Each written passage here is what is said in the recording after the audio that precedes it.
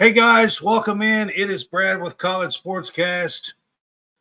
We are here tonight to do the National Championship Series college.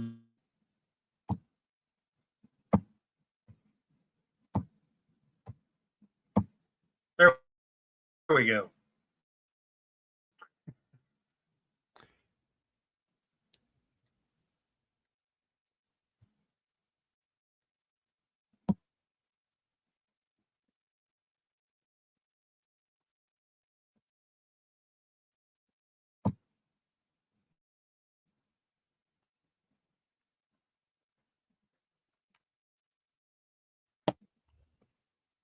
At least I thought so.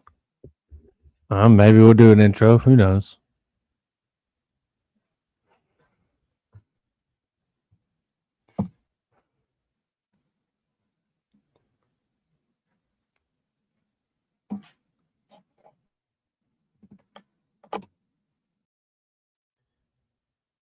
Uh-oh. Oh, no. Well, Brad has been kicked out. I don't know what's going on. He's trying to figure out what's going on. I am here by myself. Maybe he introduced me. I don't know. John Roberts here. We're going to talk about college baseball, College World Series. I feel like doing this all live is going to be awesome. So, yes. Currently, in the College World Series, if you didn't already know, Texas A&M has a 1-0 lead in the series. 1-0 against Tennessee. Also has a 1-0 lead in the game 2. Oh, Brad's back. Hey, look at there. I'm not exactly sure what just happened. Did anything play? That's what I want to know. No, I didn't see anything. Okay. I'm not exactly sure what just happened, but I'm sure John made fun and then took it over. Nah. I'm sure that's Who kind of what knows? happened. Maybe. All right. I'm going to try this one more time and we'll see if this happens again.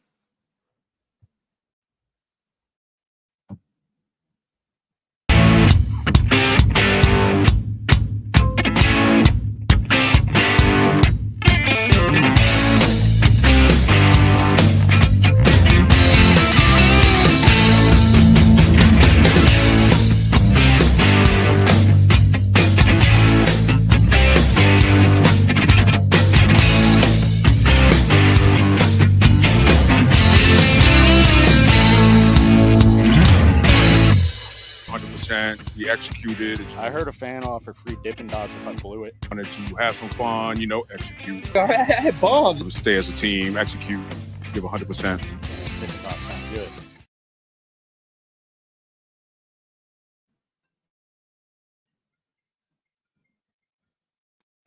All right, guys, welcome back. Sorry, had some technical difficulties there, it looked like, when I started the show here. So, all right, John, we're back, and it is the championship series is going on here. Game 2 is currently being played right now. It's about halfway through the game, and I'm sure, John, you've already kind of updated that a little bit. I did. I said that they were bottom 5, 1-0. It's also 1-0 Texas A&M in the series, and it's 1-0 Texas A&M in the game. Tennessee just got a fly ball double play. They caught a fly ball and threw back to first, and it was challenged. And Tennessee won the challenge, and they just gotten off the field. So going into the top of the 6th, down 1-0. I think they've gotten a lot better with their approach. They just can't get the one hit to drive everybody in. So they've had a lot of runners on base today, but just can't get the one hit to drive everybody into to score. So we'll see. Yeah, This is one of those that's that definitely they've been got to be true. able to. Yeah, they've got to be able to force game 3 tomorrow, winner take all tomorrow against A&M. But the cool thing about this is that both schools have not won a national championship in baseball, not won the College World Series before. So one of these two teams is going to get their first. And if Tennessee is the one that does it, then they will be the first team since Miami in 1999 to have be the one overall seed to win the national title. And that will kind of break the quote unquote curse. Brad has stepped away just for a moment. So we are looking to see. Yeah, I'm back. Oh, there he Sorry. is. He's back. I'm back. All right. Yay. Yeah. So, right off the top here, just want to say on Facebook, we are growing and growing. We crossed over 2,500 today. So help continue to support us on Facebook by sending stars. Sending stars help us to earn money to make more content.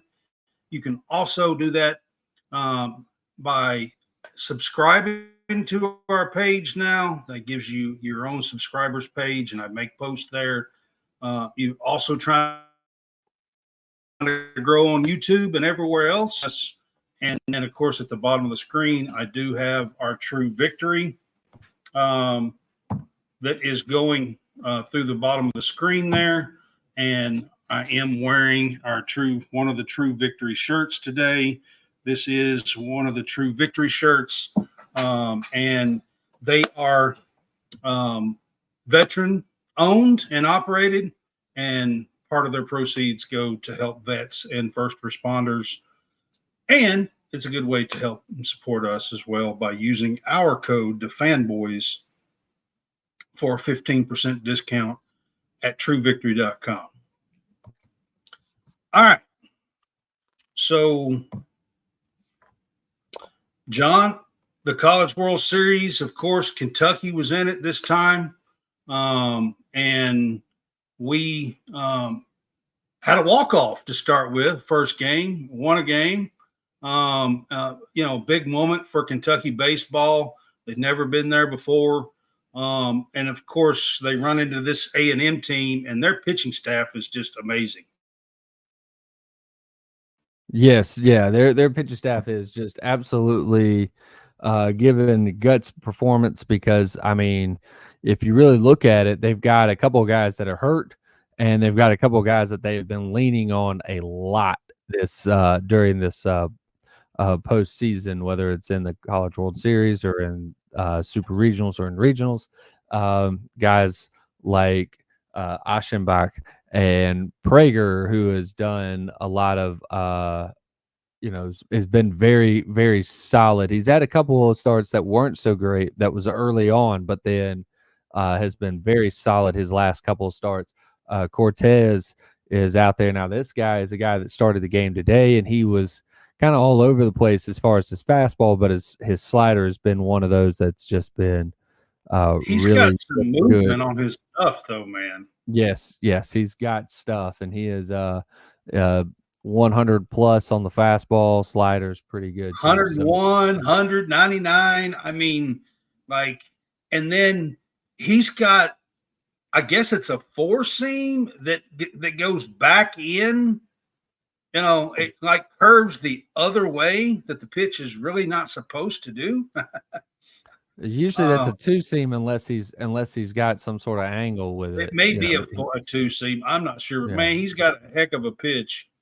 He's a righty, and most of the time you don't get a pitch that moves away from lefties. Yeah, I mean, again, a two-seamer or split finger, your changeup, all those will move to arm side with a righty, which will move into a right-handed batter away from a left-handed batter. Or if you've got some form of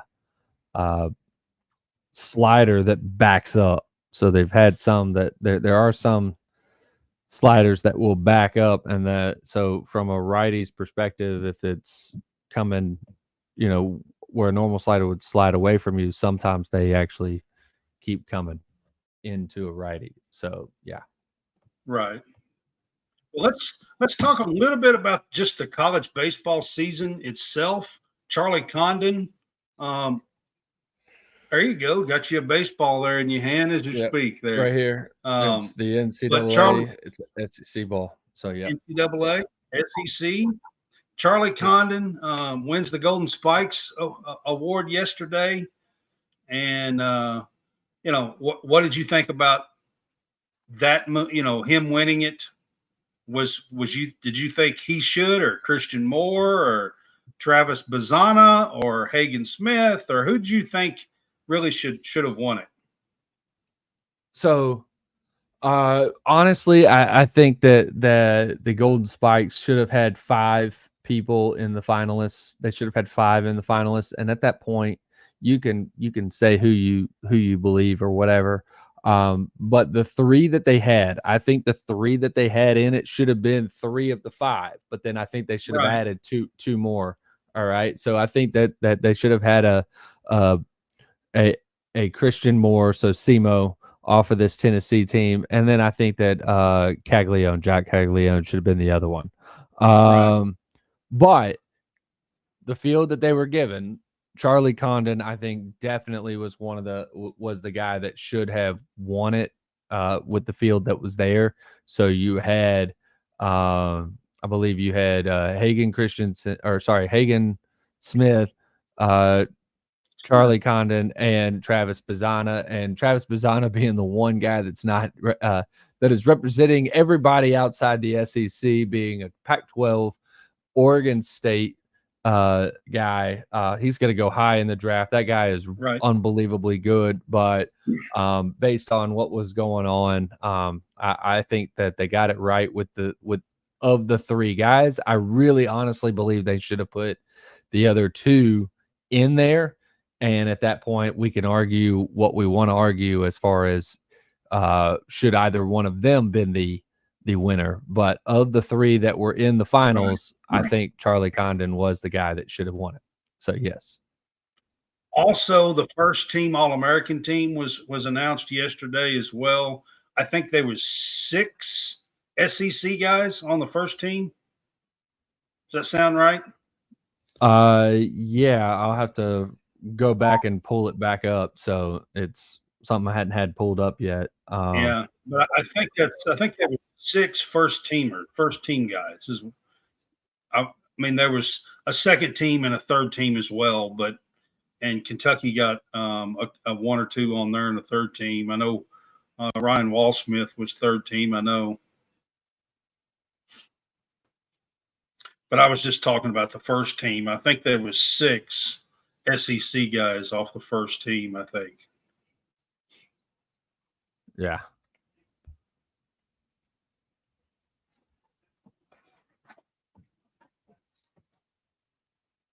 Yeah. I'm actually just going to see pull up the list. But while we do that, Tennessee has 2 on in the top of the 6 with 1 out. They are going to have a mound visit with Cortez. So, yeah, I've got it on. So if you see me turn my head like that, right? Yeah. Yeah, I do have it on back here. Cortez did not start, by the way. He come in after the first inning. Another guy pitched the first inning. I gotcha. And they brought Cortez in the second inning.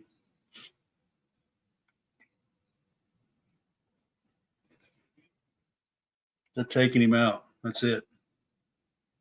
Yep.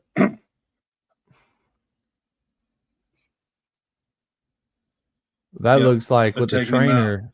That looks like a trainer coming out. So that may be one where they allow that he may have came out with an injury, so they may allow whoever's coming in to be to have all the time Have in the some world time. to. Yep. Yeah, to warm up. Yeah. All right. So, of course, we got Tennessee #1. Maybe could break Yep. this curse that you talk about for 2 years with the #1 seeds here. But Yeah. you got Texas A&M with the #3, and of course, Texas A&M beats Tennessee last night 9-5. Led, had a 5 spot in the top of the third inning yesterday, and led 7-1 after the top of the third, and never really was threatened after that. I mean, Tennessee did cut it 9-5 late, but that was as close as they got yesterday or last night, I guess I should say. Was you surprised at all, with the amount of runs, I guess, that A&M put up last night?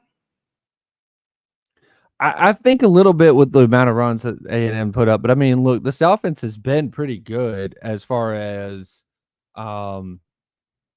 being able to put up runs. It's not been just horrible, but you would think that when you've got a Jay Slaviolette with a little bit of a hamstring issue, you've got, I believe, Hayden Schott's got a little bit of a hamstring issue as well, and then you don't even have Braden Montgomery in the game because he broke his ankle back in the Super Regionals. It's one of those where you're not expecting them to go all in on that, but I mean, I guess they were able to put some stuff together, and I mean, they were able to pounce on Tennessee pitching early and put up a couple runs, or put up a run in the first inning, or 2 runs in the first inning, and then 5 runs in the third. And when they put that third one up, or the 5 runs in the third, that really, really sent a message. And then, of course, they didn't really. When you're up 7-1, that was the same score that Kentucky was down early in their game, 7-1.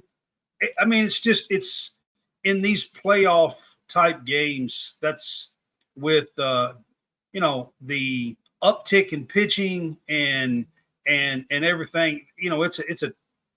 I'm not saying it's completely insurmountable, but it is definitely a tougher job to do to overcome that. Right. Yep. So. Yeah.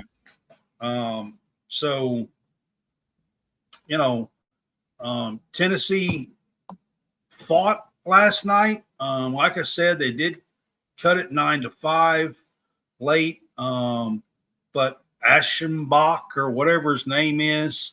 Aschenbach. Yep. Aschenbach, I think, is his name. Their closer he come in, pitched like 2 1/3 or 2 2/3, something like that last night, and just he's got some nasty stuff. Yeah,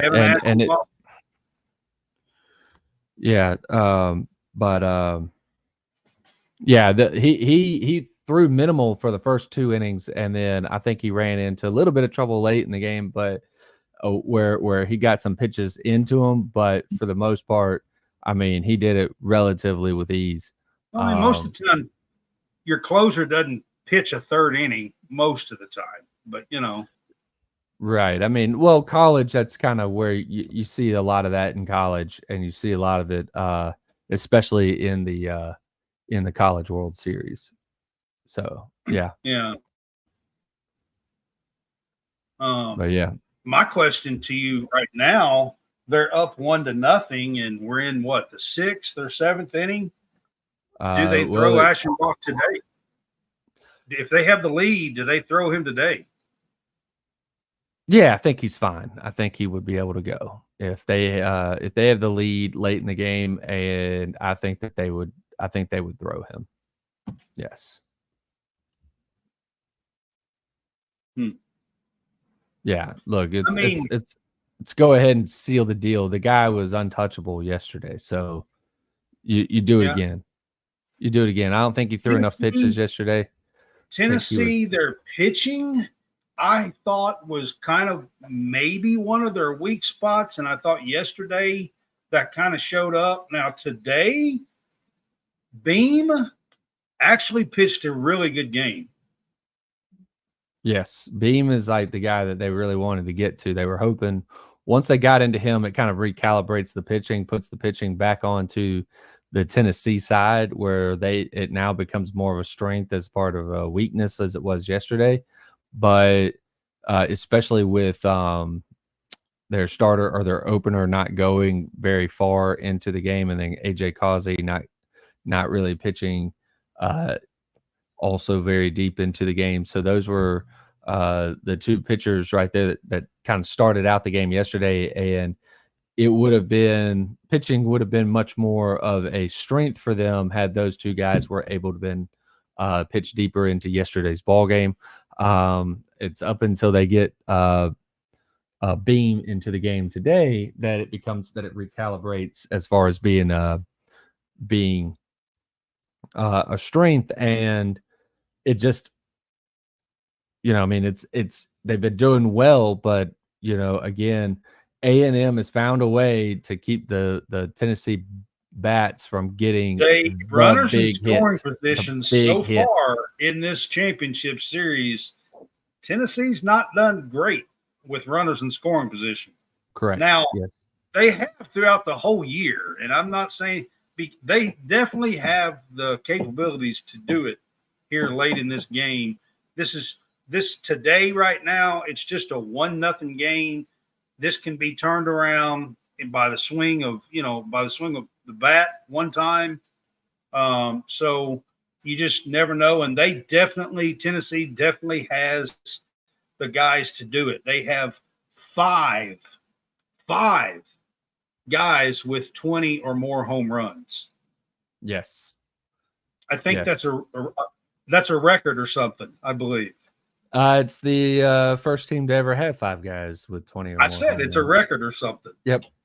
You're correct. It is. Yeah. Yes. To have 5 with 20 plus homers, 20 plus dingers. Like I said, there are plenty of guys that on this Tennessee team, there are plenty of guys that can hit it out of the ballpark. Correct. Yeah.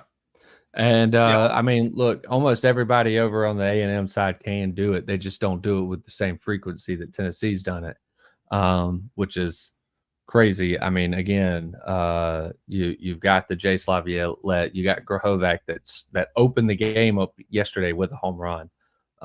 So they've got guys too, but at the same time, yes, Tennessee has got the power. And I believe during the regular season, it was something like 52% of their runs that they scored were via the home run.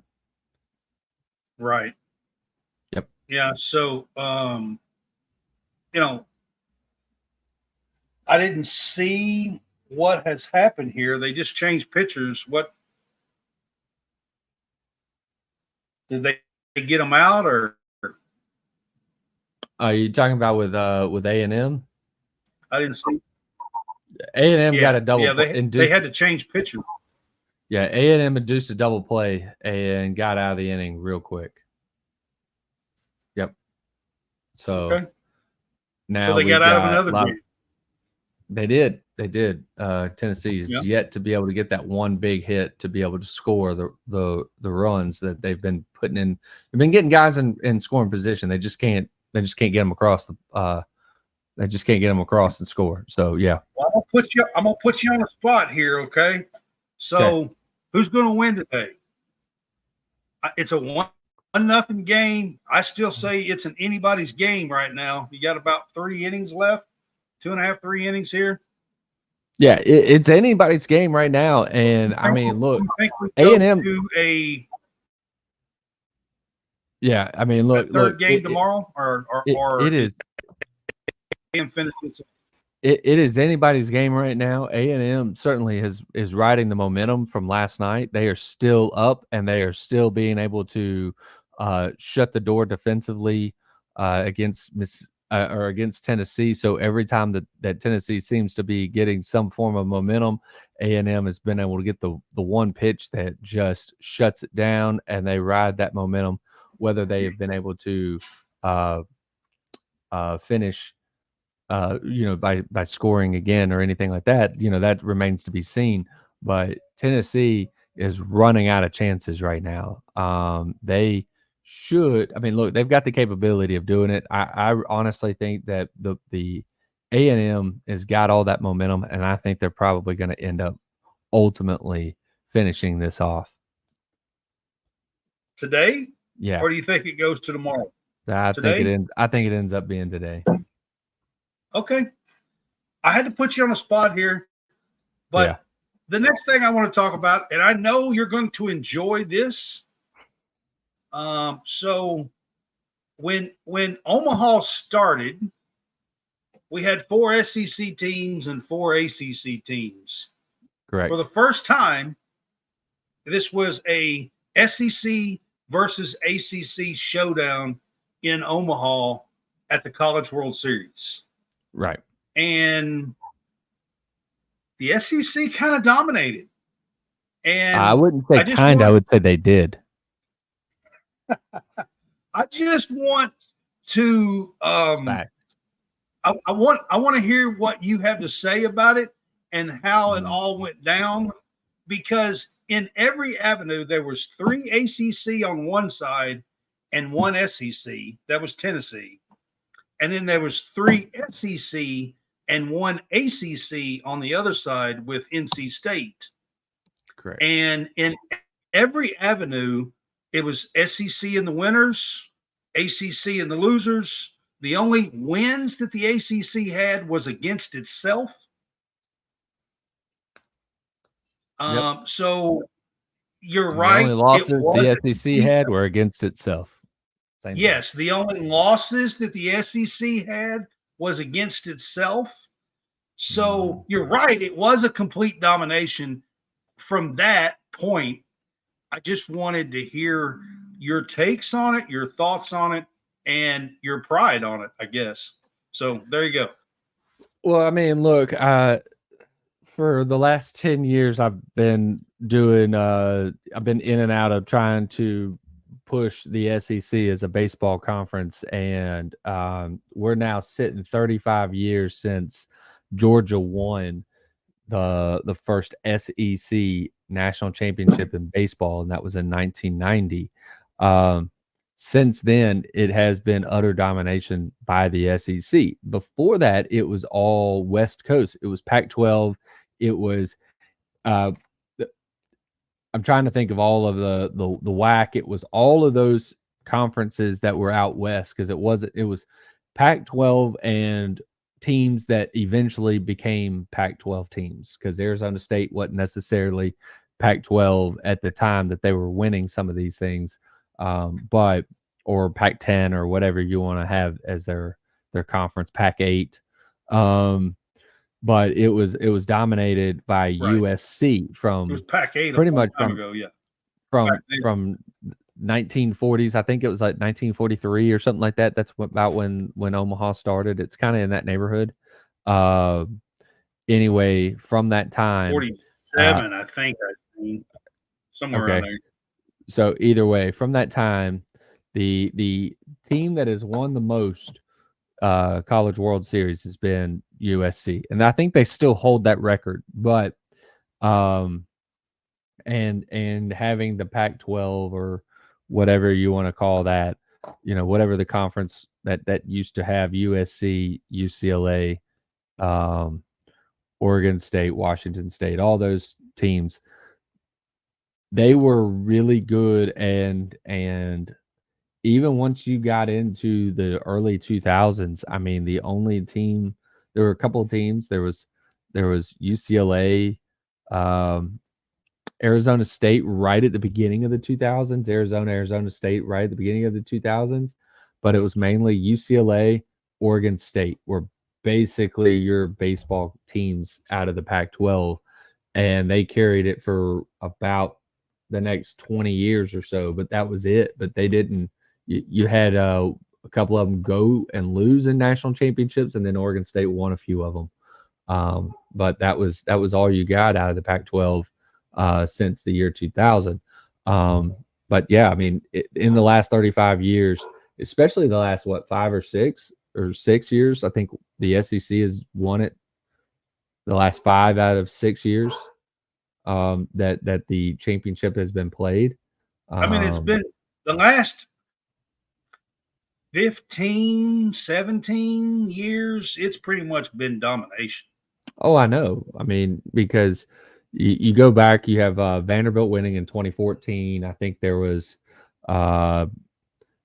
Georgia was in the game in 2008. They lost to Fresno. That was then I think 2014 was Vanderbilt. 2015 Vanderbilt may have been South Carolina, or South Carolina may have been in the game. 2016 it was a Coastal Carolina team that won the game. In 17 it was, I believe, Florida. 18, 18. I'm trying to think. Vanderbilt may have been in the game. 19, Vanderbilt won it. 21 would have been Mississippi State. Then you had Ole Miss, or you had Ole Miss, then Mississippi State. What, I can't remember the order. And then Mississippi State, then Ole Miss, I think. Yeah, Mississippi State, then Ole Miss, and then LSU. Yeah, but you had an LSU and a LSU Florida all SEC final. This final with the all SEC, I think the SEC has done this 3 out of 4. 4 or 5 times they have done it. But it's been 3 of the last 4. Right. 3 of the last 4 have been all SEC, and then they did it back in 97 and probably in the neighborhood of like 2012-ish. There was the South Carolina and Florida all SEC one that South Carolina won, and then Bama and LSU back in 97. Those were the other 2. So I think they've done it 5 times. No other conference has done it once, but the SEC has done it 5. Right. Well, so the ACC has had some really good success, and they have gotten teams there and everything else. What did there was 4 teams there this time, just like the SEC had 4 teams there. I mean, there was some close calls. NC State lost 2 games, 5-4. Kentucky beat them in a walk-off on one of those. So I mean, there was some really close games out of those losses that they had. Do you think the ACC has anything to kind of hold their, hold on to? The ACC is a very good baseball conference. You've got teams. I mean, look, in the past, you had teams like Georgia Tech was really good. Georgia Tech made it, I believe, what was it, super regionals or regionals this year? I mean, they've been pretty good. Clemson's been up and down. They were really good during the Jack Leggett years, and they have been, they're coming back with Backage. Backage took Michigan to the national championship, or to the College World Series. So you've got really good coaching over there.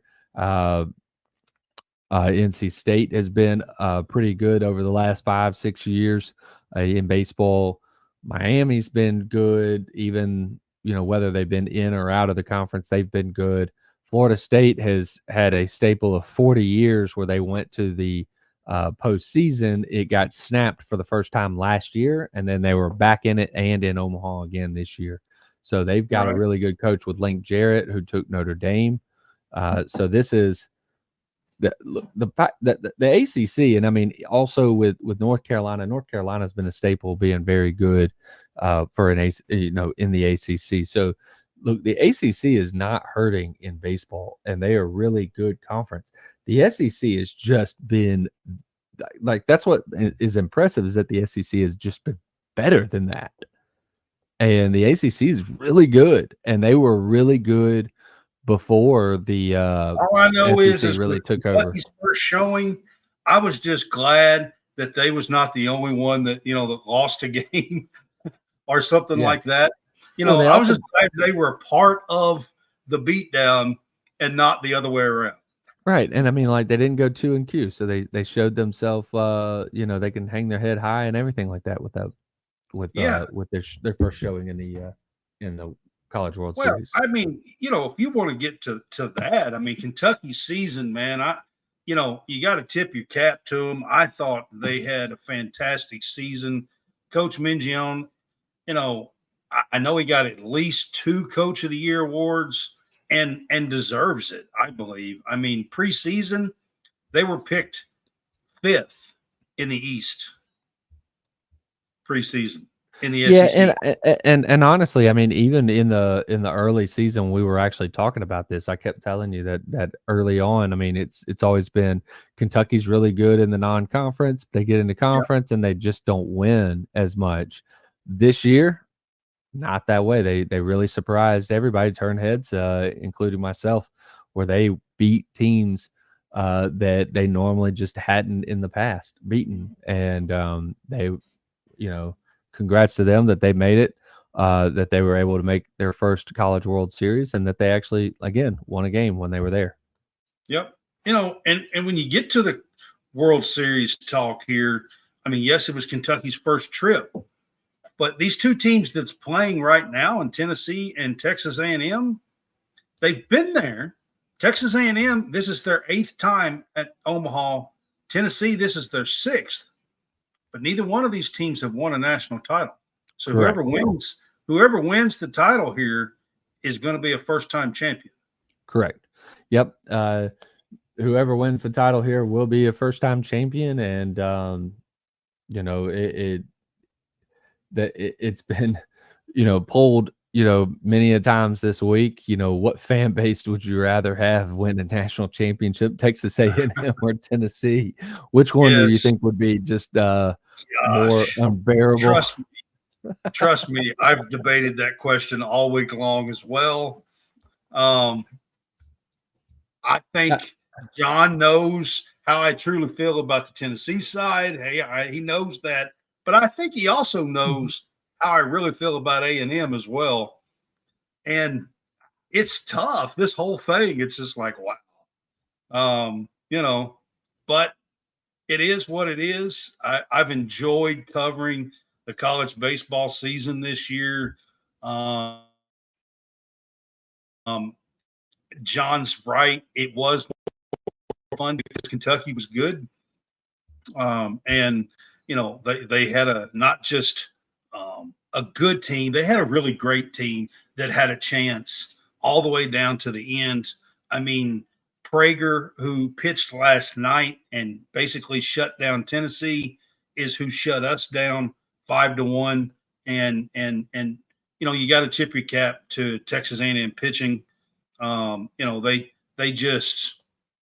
pitching has been phenomenal in the College World Series.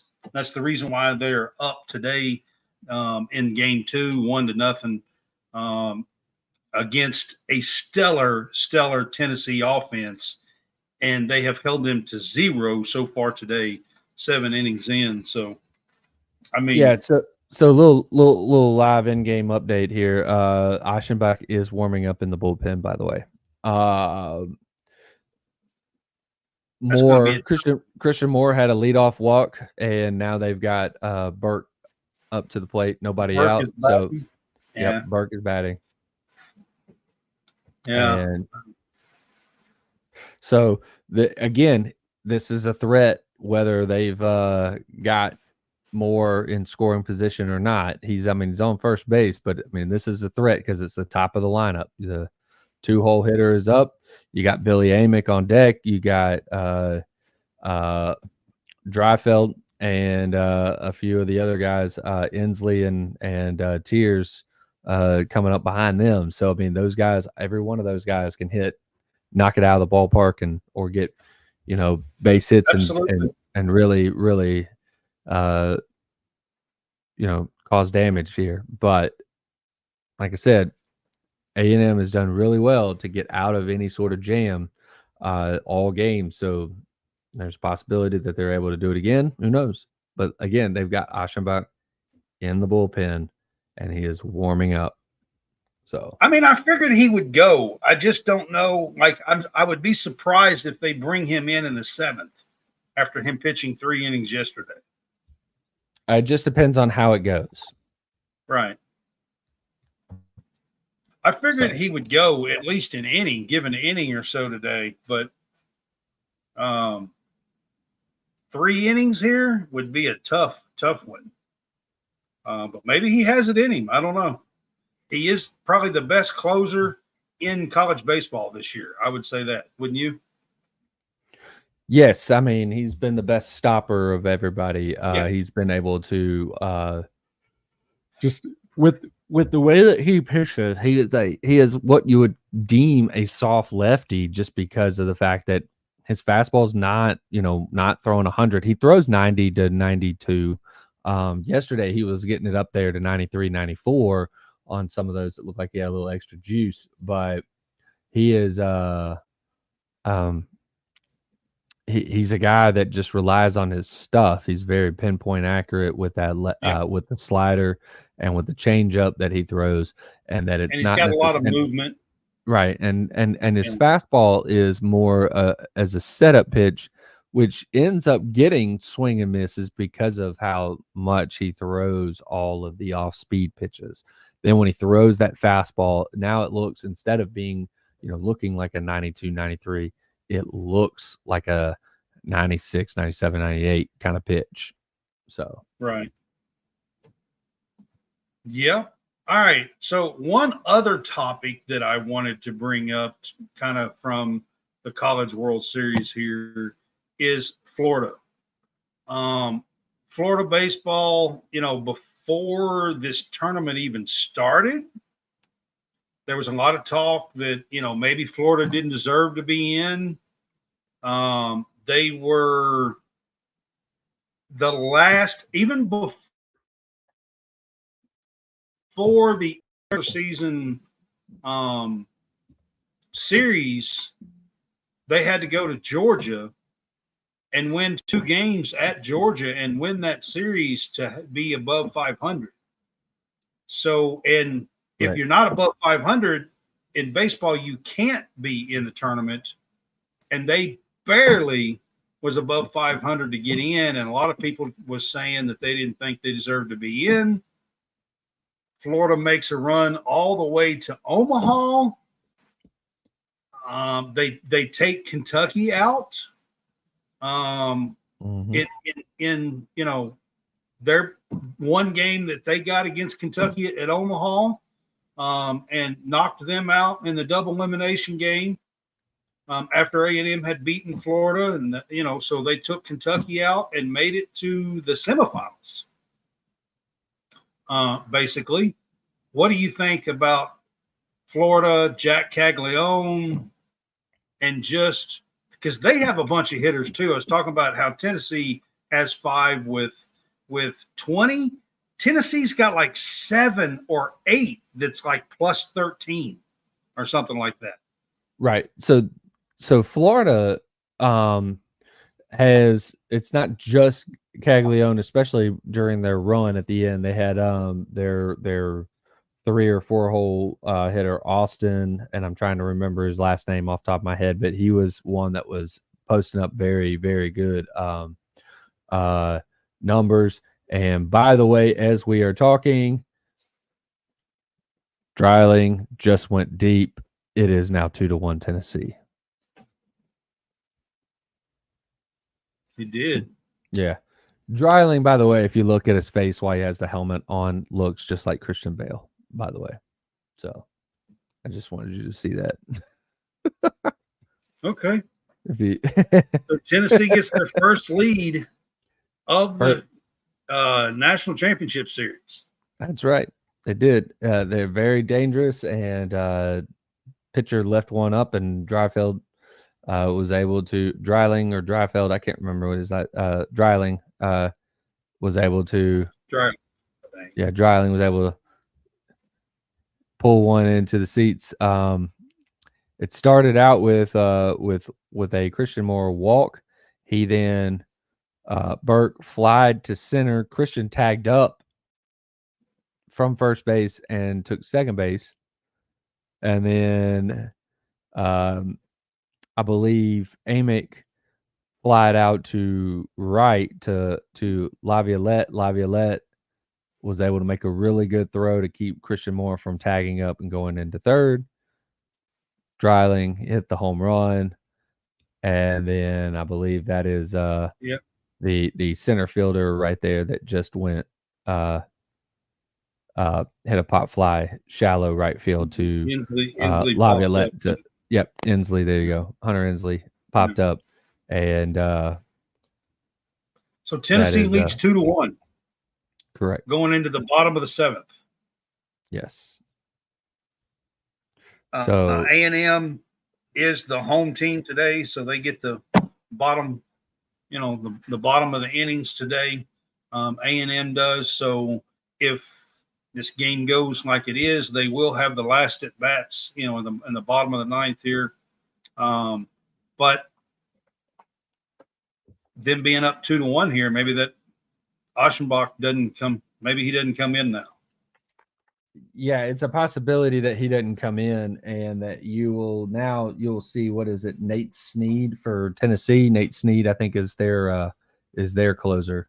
So you should see him, but I don't know exactly when they will bring Nate Snead into the ball game. So, but he's their closer. He ought to be coming in at some point, as long as they still got the lead. Toward the end of the game. So I don't know if he's going to come in now, being the bottom of the 7th, or if they're going to wait and bring him in the 8th or in the 9th. But I would expect Nate Snead to make an appearance in this game now. I would too. Absolutely. I mean, I got to ask you here, kind of going back to Florida and Caglione. Caglione was pretty amazing in the playoffs itself. Like, he was he was just killing the ball. Mm-hmm. And I'm seeing him as far down as like a 5th pick. Is that right? Like, is he really going to be not be in the top 2 or 3 picks? I mean, I can't imagine him going 1, 2, maybe 3. But I mean, I get top 5 is still good. I'm not saying that. Right. But it's 1 or it's not 2. So it depends on who's picking. Right. So I'd have to go look and see what the draft order is. Right. See who the first pick of the draft is. So 1 would be who's picking. 2 is you start looking at kind of the needs that they need, and it may be that they need an outfield bat. It may be that they need look, he's going to be a guy that is a bat. He's also a guy that is a pitcher, because he's just as good. He's one of the top pitchers for Florida as well. In fact, for a long stretch, he was the most consistent pitcher that Florida had.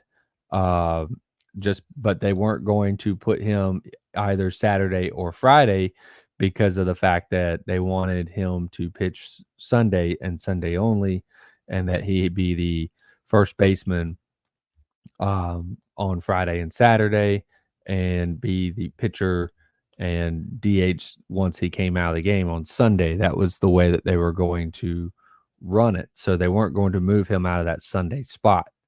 Right. But yeah, it is strange, but you'd have to really look at who's picking and what the needs are for those teams that are picking ahead of Caglione, or ahead of where the projection for Caglione is. Because, I mean, like, look at this.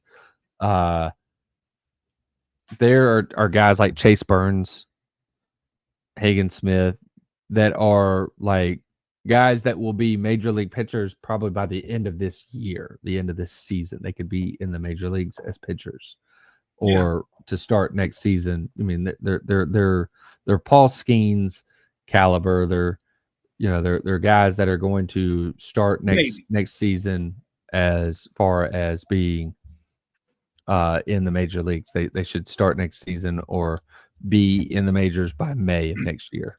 So there are a few center or a few bats, outfielders that you got to think about too. Honeycutt made a lot of money for himself with the way that he played, being an everything kind of guy. I don't know exactly how high he is. I think he's still like top 10. I don't think he's a top 5 pick, but Honeycutt is also one that will be up there pretty high. I mean, a name that I keep hearing that might be top of the board is Travis Pizzana, Morgan State. Yeah. I have heard that too. But like I said, I've heard a lot of Chase Burns one, and I've heard a lot of Travis Pizzana. We've heard Christian Moore being up there. So there's a lot of different guys. Charlie Condon could be up there in the top 4 or 5. Mm-hmm. Yep, Charlie Condon, and he's a guy that can play. Megan Smith. So I mean, there's a bunch of dudes. When you think about it, there's 6, 7 names. Yeah, I mean, we might have the top 10, top 15 right there. Yeah, we may be talking about the top 10, top 15. Here's the thing too. There's still high schoolers that are going to be drafted too, and I'm sure there's going to be some high schoolers that are going to go top 10 or top 15 or whatever.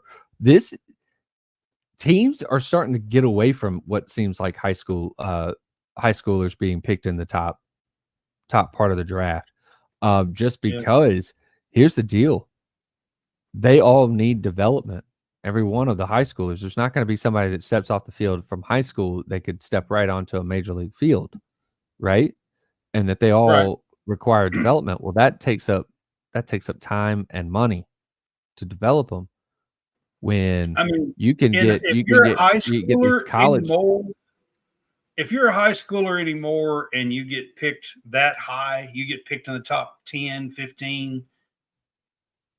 Like, you have to be pretty special. You have to have because now you get NIL money.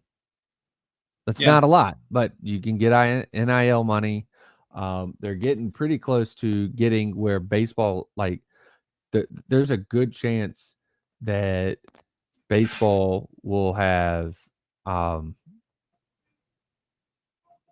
they'll have everybody that has scholarships later, like with all these NIL things and everything that's going through the courts. Yeah, the settlement and everything. There's a possibility that they get away from the 11.7 model and it goes to everybody. But there's still a lot of talks on how everything's going to go. I don't even know. I've learned a lot about how baseball on the field works. I would have to completely study. I don't know how you get 11.7 scholarships to work. That makes no sense to me whatsoever. I don't know how these schools and stuff have managed that over the years. That's insane to me. So the teams, like anybody that has the lottery, that has some form of education that's tied with the lottery, that you can convince a kid to come to school and be paid for because they had good grades in high school. Georgia with the Hope Scholarship, Tennessee, I think it's got this going. I think Florida's got something like this. There's a lot of different states that have a lottery with education tied to it. So that's one way you do it. You keep in-state kids in by giving them full, they're going to have full rides, with the lottery, with whatever that particular program is, and then you have them as a preferred walk-on for baseball. So that's usually what some of those how some of those schools have gotten away with it. If it's a private school like Vanderbilt, few things that they get that some of the other public schools can't, or ways that they can get around it. So there's things that are like that. I mean, look, there are so many different ways and creative ways that people have gone about trying to get baseball players to come to school. You give out third scholarships or something. I mean, yes, it's all partial scholarships. You don't get full rides. It's not really anybody that gets a full ride. You're all getting, half of a scholarship, or third or half or something. Mhm. Yeah. Oh yeah. That's definitely how it works. Is that Right. like it's not like football or basketball where it is, scholarship means you're getting, Full ride. 100% full ride. It is Right. like no, it is you're getting. I'll be honest with you, John. Whatever. I've done college, been a fan of college sports all my life until I started talking to you. The way baseball operated. Not a clue. I had no idea. Yep. That they weird only have 11.7 scholarships. That was insane to me to even hear. I mean, because these rosters have don't they have 30, 35, 40 kids? So most of the rosters, I think, have in the neighborhood of about 35 to 40 total players on the team. I mean, they travel probably walk-ons. Yeah, they travel with about 25 or so. I don't know if they've upped that since COVID or anything like that, but they travel, especially. Omaha, I think they have 27. Okay, so then So they travel. Generally, they've traveled with 25 to 27, and like I said, COVID kind of changed the numbers a few times. So I think that they have probably upped that number. But before COVID, it was 25. Generally, with players and support staff, you probably in conference, or just when you traveled, it was 35 people. Total. The reason why I know that is Texas A&M, when they played Kentucky, they had just lost Montgomery, and then Laviolette was hamstring injury, and he come out of the game after like the 7th inning or something like that, and they were talking about that they only came to Omaha with 13 position players. Right. Yeah, they chose to bring extra pitchers and not. They brought an extra pitcher or two. They had 14 pitchers and only 13 position players, and they literally did not have any more outfielders. They didn't. So what they did is, I believe they were. Caden Kent was one guy that said he could play outfield if they needed it, but they were dropping Grahovac, who was their third baseman, out into the outfield and bringing somebody else in to play third base, and that's what they were doing. Right. And yes, I saw that too. So yeah, that was they almost got themselves in a A&M was one of them. That the other night they literally did not have any more outfielders to bring into the game. Yeah, right. So, like you talking about position, and so they have a limit, I guess, of 27 players, and you can play with those numbers. You can bring a few more pitchers, you can bring a few more position players, and A&M had chosen to bring a couple more pitchers, and they only brought 13 position players, and of course with Montgomery out and a couple of other things that was going on, they literally did not have any more outfielders to bring in. Right. Yep. Which I thought it was interesting, to hear them talk about it. It is. It's always interesting with the strategy. I mean, you should look into what Major League Baseball does when they get into playoffs, and you'll start seeing do we go 13 pitchers and 12 position players, or do we do the opposite or whatever? And most, 9 out of 10 or 8 out of 10 times, you're going to see teams carry more pitchers than position players. And sometimes this is kind of the scenario that where it bites them in the rear. It's that, or if you have multiple catchers go down, that's when it really gets in trouble. So Yeah. I can see that. I can see that for sure. Yep. All right, so we are in the top of the 8th. Is 2 outs. Tennessee is at bat with Curley on first. And the batter is Stark. I believe is their 9th hole batter, I believe, isn't he? Yeah. Cal Stark is the 9-hole think. hitter, so that means Christian Moore would be on deck. And Christian Moore would be up next if he can get on base here. But there's 2 balls, 2 strikes, and 2 outs. According to what I'm seeing here, this may not be exactly live. No, you're correct. You're correct. It's 2-2. It may not be exactly live. I may be in a small delay here, so. Well, if you're in a delay, I'm in the same one because I see 2-2. Okay.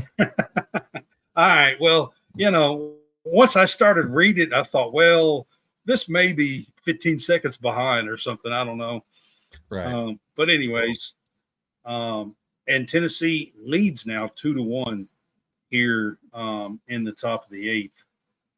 Right. So just to give you an update here, this has been a fun year. John, you wasn't on with us quite as much, but we did try to catch up with you on Sundays quite a bit 4-1 this season. 4-1. Cal Stark just went yard. Are you serious? I'm dead serious. He just put it in the bullpen. No, he went over the bullpen. Wow. Well, there we go. Looks like we're going to have a game 3. That's what I'm going to say.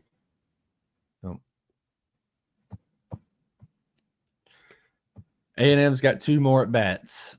So Tennessee's got the rest of this one plus 1. I'm not going to write it completely off, but as of right this minute, guys, I would say we're probably going to have a game 3. I'm not sure what each pitching staffs are going to look like for game 3. Tennessee will probably be set up a little bit better, but A&M will definitely have Aschenbach. They'll have, they'll have everybody but maybe 2 or 3 as far as what they were carrying into the game or into the College World Series. Brager pitched 80 pitches yesterday. When you know it's the last game of the season. Something like that. When you know it's the last game of the season, it's not a if you win, they're going to play another one or anything like that. It's right. If you win, it's over. If you lose, it's over. So, if anybody that has the ability to pitch, they are on the board with the to be on the list to be able to pitch. So that means that Causey and the starter for Tennessee on Friday or Saturday are also on the list because those guys didn't really throw a whole lot. And of course, like I said, you've got several other guys for Tennessee that they could throw as well. So, yep. Tennessee may have a little bit more arms, depth of arms. So, so A&M lost one of their better pitchers late in the year too. Correct. They've got a guy that could not that was not going to be able to go at all during the College World Series. Yep. Right. Yeah.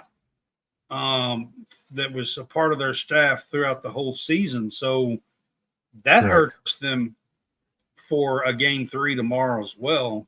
If it goes into game game 3. There's still 2 at bats for A&M here, but they're down 4-1. They got to make a comeback now to close this out. Yep. So there's not a game 3 and win their first national championship if they were to do that.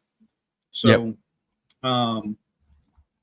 that's where we are right now with the game. And John, I'll let you. I did get back on our Home Field Apparel site. I think you've seen it. I hope you got the link or whatever, because you was asking me about it.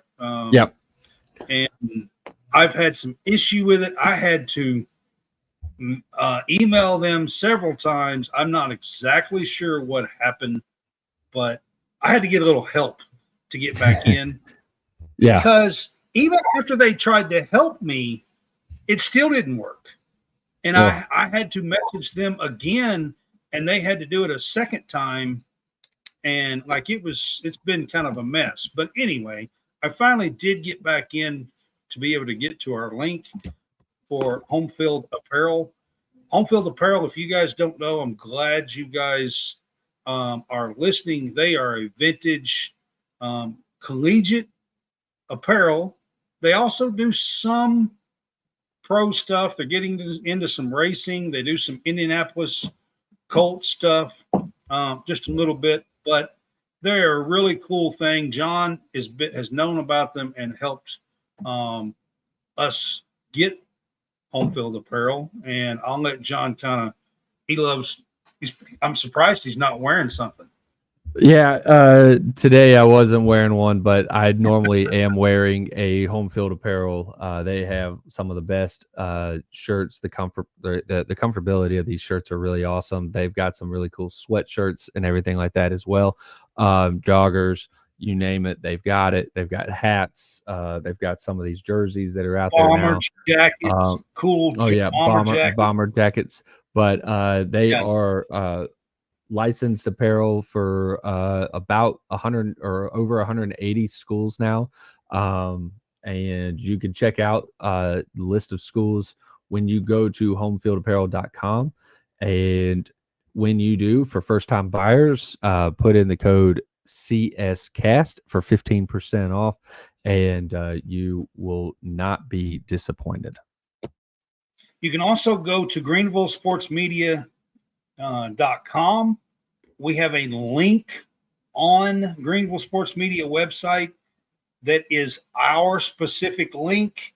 If you use that link, we will get a little bit on your order as well. So we would appreciate it. I do know you can also find it at Linktree College SportsCast.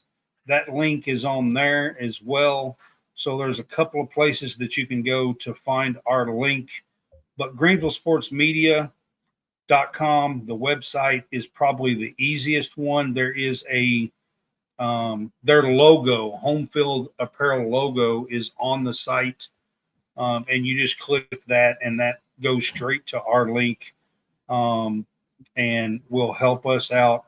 You can get some really, really cool retro vintage gear right now for College World Series. They got some vintage Tennessee stuff. They got some vintage Florida State stuff. And for Omaha, and they've got some just really cool throwback, 30 years ago looks and stuff like that. So check them out. Yeah. All right, John, we are going to wrap this up for tonight, and we might do one more here, a little wrap up here with the overall season here. This will be our official last show of season 2. And I will say this, guys, we are in 2 years, this is episode 249. If I do one more episode here to wrap up the season, we will be at episode 250. Nice. Episode 250 to wrap up season 2. I will tell you more about some of the things. We're going to have a summer series with the SEC football media days and the Fanboys kickoff season 2 on July 27th and 28th, I believe. And then I'll tell you more about what we're going to have going on as I wrap things up here with what looks like will be a game 3 in the College World Series. Not saying for sure just yet. We are in the bottom of the 8.